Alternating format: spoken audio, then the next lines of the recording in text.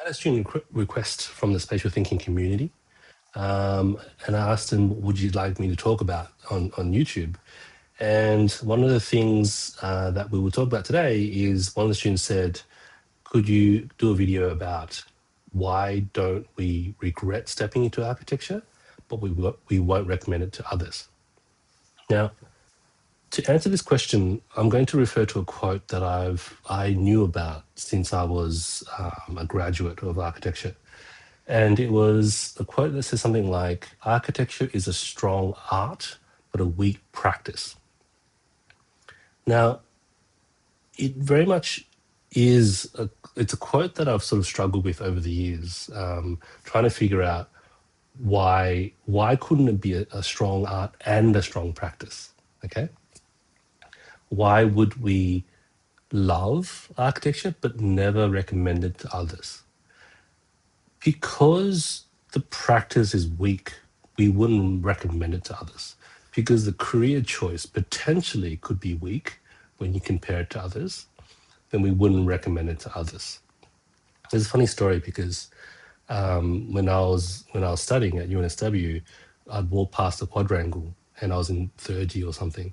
And from third year onwards, almost every time I bumped into this guy who was a senior of mine, he would ask me, "Hey, have you quit architecture yet?" And I said, "No." Right? And at the time, I was very idealistic, and I was going to be a star architect, and so on and so forth. And so I always said no. But after all these years, I understand why lots of people don't generally recommend architecture. Okay, and it is because the time dump, it takes a long time, the income might not be there, and it's not exactly the best profession that you could do. And in some ways, in today's day and age, especially with AI and all that kind of stuff, there's a questionable sort of projection on where architecture could be going. Okay, and so the recommendation isn't there. It hasn't been there for 30 years. It's not there now. Okay, the recommendation. But why don't we regret learning architecture? It is because of the art side. And that art side and the love of architecture is a beautiful, beautiful thing. You know, architecture is one of the highest forms of art.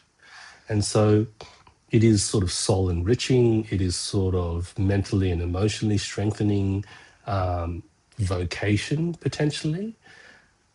The art of architecture might not exactly equate to the profession of architecture, but definitely as a vocation or definitely as a life topic, or even as a degree if you're looking at sort of more academic side of things, then yeah, architecture is one of the most beautiful things you can learn, especially within the design field or within the field of arts. It is one of the highest and most beautiful things you can learn because it's spatial, it's three-dimensional. We live in the art as well as we're dealing with very real things like engineering and structure and mass and scale and lots of people. Okay, so to get it right can be a very beautiful and satisfying thing. Understanding human behaviors and like other fields of design, when you learn architecture, it's not just architecture, it's the history of things, all things.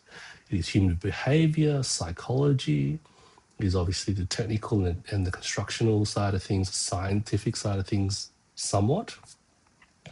And that is that beautiful side, right? But the reason why we won't recommend it again is because of that career side. Now, let's sort of delve into this a little bit more, right? And hopefully, in the end, you're going to get a little bit more of an understanding of exactly why this is the case in some ways, or rather, finding ways to sort of not to sort of somewhat even recommend architecture a little bit more by the end of this video. Now, as some of you know, and if you've seen the previous video about me, is I'm a front-end concept designer. I'm a registered architect. I'm an architectural teacher, as well as I'm a programmer of a iOS and Mac app called Inkler, inkler.com, INCLR. And I've been an entrepreneur. I've gone through the startup route as well. And the app is actually patented. So I'm an inventor as well. So I've sort of done different things. And these days I'm also learning how to trade on the stock market. So I've done different things as well.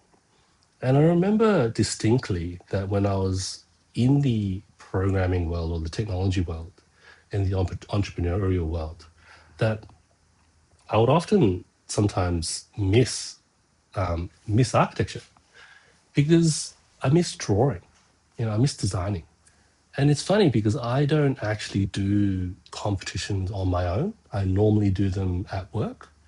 And I don't feel the need to spend all this time and effort doing a competition on my own. So I don't just design for fun per se.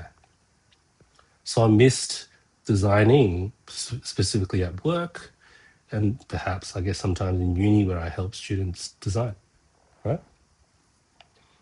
And whilst I was a programmer and also knowing about how difficult technology can be, I mean the number of bugs I have to fix, you know, sometimes I would spend a lot of time fixing bugs and then realizing that after I fixed them, a month later it's not working again, and I didn't do anything. I fixed it, didn't I?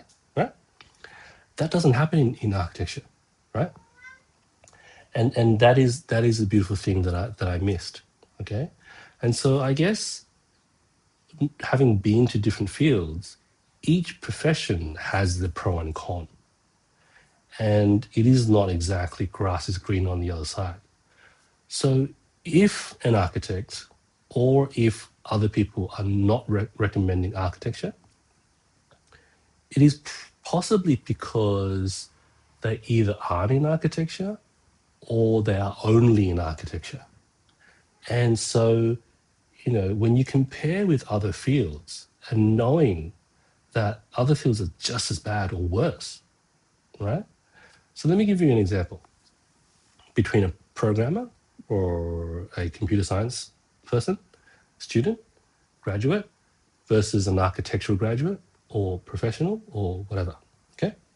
Now, Philip Johnson, passed away, but he is a very famous architect, and he was drawing up to his, last breath, and that is pretty much how architecture works and architects work. We are still employable past 60, past 70. Like, there's not as many. These days, people choose to retire by that time. But theoretically, and I have been in an office where there was quite senior people, very experienced people, that would be coming in casually, but to offer their vast experience of insight into the processes that they're really good at. And so you could still keep working up to that age, right? And that's the beautiful thing. Now, on top of that, the things that you need to learn in terms of the core principles of architecture, they don't change. They're generally the same kinds of things. What you do need to relearn or learn over the years or update your knowledge over the years is maybe different practices, constructional advancements, where the trends are, where the economy is going, the macro environment, all that kind of stuff, or how to deal with the business and all that kind of stuff, right? That's pretty standard. But in terms of the core nature of architecture and construction, you don't really need to vastly change the core of how you think of things. Now compare that to a computer science student or a programmer or in the IT technology world. By the time you're 30, no, by the time you're 40, you're old in the technology world. The problem isn't so much your age per se. The older you are, the more experienced you are, and you should still be useful. The problem is the industry is driven by more youth in a way because we have new designers, new programmers coming out, and they know the current programming languages, whereas you as an oldie programmer would know old programming languages. And, they might have more sort of energy to keep up with the intensities of, technology and coding and the long nights that you need to spend on it. And so you could find yourself with a bunch of managers that are in their 20s because they've spent a few years at the company, and they're interviewing you. If you are an old programmer, these 20-year-olds are interviewing you. And it's not so much that they won't judge you based on your skill, but there might be this uncomfortable issue of employing you and how you're going to fit in with the rest of the 20-something-year-olds. And so ageism, which is what it's called, is a real issue in technology, right? It's an issue in other fields too, but technology would probably be one of the top, professions that have a problem with ageism, right? And on top of that, the knowledge that you need to update yourself every few years, the new programming languages and new technologies getting updated every 3, 2, even 1 year, on top of the speed at which change is happening in the AI world, is incredible. So you have to keep relearning stuff. So the next time someone doesn't recommend you architecture, you can also think about it from that point of view, that there are other issues with other professions that you don't get in architecture, okay? And there is that beautiful, not bonus, but architecture has sort of changed my life. And yes, I don't regret becoming the person that I am, because I don't think, for example, that I would have invented Inkla, the app that I created, and also got a patent for it if I didn't do architecture, okay? And it probably wasn't from what I was taught. It was from what I did with architecture. And that is where primarily spatial thinking comes from. It doesn't come from a place that was, really, in depth taught by other teachers. It was a combination of their teachings with my own process over the years and honed in for many, many years. Okay. And so I hope that sort of helps answer why, you would sort of not regret doing architecture, but also not recommend it to others.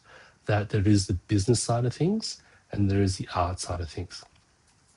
And if you're already in it and you want to recommend architecture, at the moment there is a strong sort of tendency or force to sort of impel you to sort of not want to recommend architecture, because you compare it to some of the other professions that seem to have a higher salary and all this sort of stuff.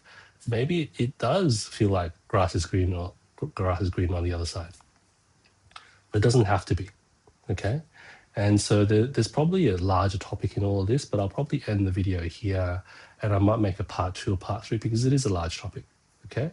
But yeah, I hope that answers one of your questions from one of my students, and I hope it sort of answers your question as well, all right? Again, if you want to find out more, come to spatialthinking.co and have a chat.